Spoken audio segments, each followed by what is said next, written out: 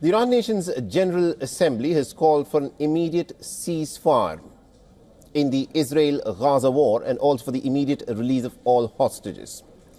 Around 158 members of the United Nations General Assembly voted in favor of an immediate ceasefire. And the only states that stuck out included the United States of America, the State of Israel, and 7 other nations that voted against a ceasefire. On the other hand, there were 13 countries that abstained from voting.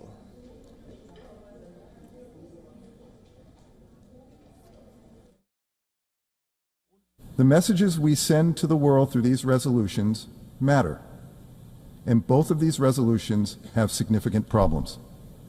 One rewards Hamas and downplays the need to release the hostages, and the other denigrates Israel without providing a path forward to increasing humanitarian assistance to Palestinian civilians. Furthermore, the UNGA has also adopted a second resolution that would allow for the Palestinian relief agency UNRWA to restart its operations. Now, Israel's United Nations ambassador Danny Danon accused the United Nations of having an obsession of blaming the State of Israel. And he also called the UNRWA of being infiltrated by Hamas. By voting for these resolutions, you are not voting to protect humanitarian values, but to protect an organization that has become a haven for terror. You vote for the resolutions knowing the truth, knowing that UNRWA is not a neutral actor, but an entity hopelessly infiltrated by Hamas. In the midst of the ceasefire talks, the Egyptian President Abdel Fattah al-Sisi met his Irish counterpart Michael Higgins in Dublin on Wednesday to boost bilateral ties. A statement from the Irish President's office said that the two heads of the state held talks on the crisis in West Asia and also the political turmoil in Syria. Back in the month of May this year, Ireland was amongst the several European nations to formally recognize the state of Palestine.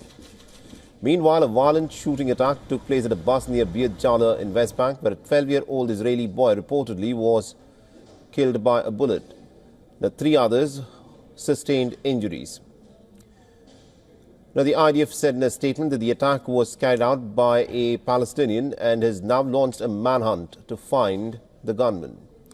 Elsewhere, the United Nations Security Council has raised concerns over the humanitarian crisis in Yemen. The United Nations Secretary General has said that the economic crisis has led to a severe cash crunch, delaying several humanitarian programs in the region. Meanwhile, Yemen's United Nations envoy Hans Grunberg has said that multiple attacks on ships in the Red Sea have quelled any mediation efforts. We continue to witness insecurity in the Red Sea through the actions of Ansar Allah as well as attacks on Israel.